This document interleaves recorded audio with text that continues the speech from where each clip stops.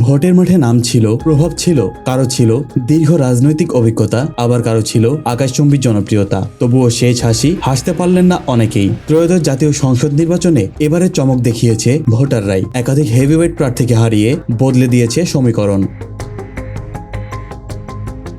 ঢাকা 13 আসনে বাংলাদেশ খেলাফত মজলিসের আমির মামুনুল হককে 2300 ভোটের ব্যবধানে হারিয়ে বিজয়ী হয়েছেন বিএনপি প্রার্থী ববি হাজ্জাজ। এদিকে হাত পাখা প্রতীক নিয়ে 2 আসনে হেরে গেছেন ইসলামী আন্দোলন বাংলাদেশের সিনিয়র নায়েবে আমির মুফতি সৈয়দ মোহাম্মদ ফয়জুল করিম। বরিশাল 5 ও বরিশাল 6 আসনে ধানের শীষ প্রতীকের প্রার্থীর কাছে পরাজিত হয়েছেন তিনি।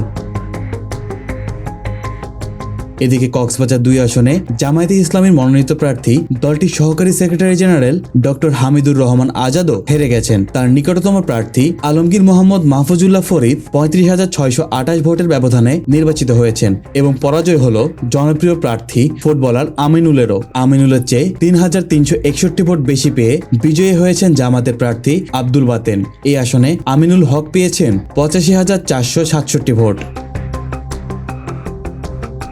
অন্যদিকে এনসিপির আলোচিত প্রার্থী সার্জিস আলমও হেরে গেছেন ভোটের লড়াইতে। পঞ্চগড় 1, তেঁতুলিয়া পঞ্চগড় সদর ও অটোরিয়া আসনে সার্জিসের বিপরীতে বিএনপি প্রার্থী নওশাদ জামির বিজয়ী হয়েছেন। তিনি ধানের শীষ প্রতীকে 1,74,430 ভোট পেয়েছেন। তার নিকটতম প্রতিদ্বন্দ্বী জাতীয় নাগরিক পার্টির এনসিপির উত্তরাঞ্চলের মুখ্য সংগঠক ও 11 দলীয় জোটের মনোনীত সংসদ সদস্য প্রার্থী সার্জিস আলম শাপলাকলি প্রতীক নিয়ে পেয়েছেন 1,66,126 ভোট।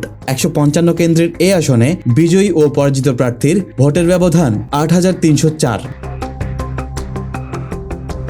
আবার 50,000-এর বেশি ভোটের ব্যবধানে হেরেছেন জামাতের আলোচিত প্রার্থী কৃষ্ণনন্দী। মোট 6টি আসনের মধ্যে সবচেয়ে বড় ব্যবধানে হেরেছেন কৃষ্ণনন্দী। খুলনা 2 আসনে বিএনপির হেভিওয়েট প্রার্থী নজরুল ইসলাম মঞ্জুকে হারিয়ে জামায়াতে ইসলামীর শেখ জাহাঙ্গীর হোসেন হেলাল বিজয়ী হয়েছেন। আবার হেভিওয়েট প্রার্থী জামায়াতে ইসলামের সেক্রেটারি জেনারেল মিয়া গোলাম পররও জিততে পারেননি খুলনা 5 আসনে।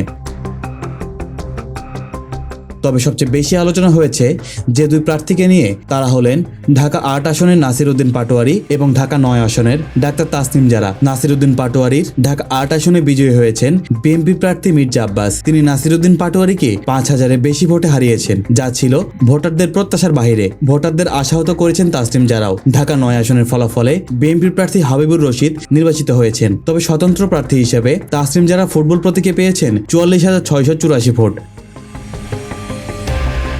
দীর্ঘ 17 বছর পর অনুষ্ঠিত হওয়া এই নির্বাচনের ফলাফলে অনেকে বিস্মিত হয়েছেন। তবে নির্বাচনের এই ফলাফল কতটা সঠিক হয়েছে তা দেখা যাবে পরবর্তী দেশ পরিচালনার উপরে।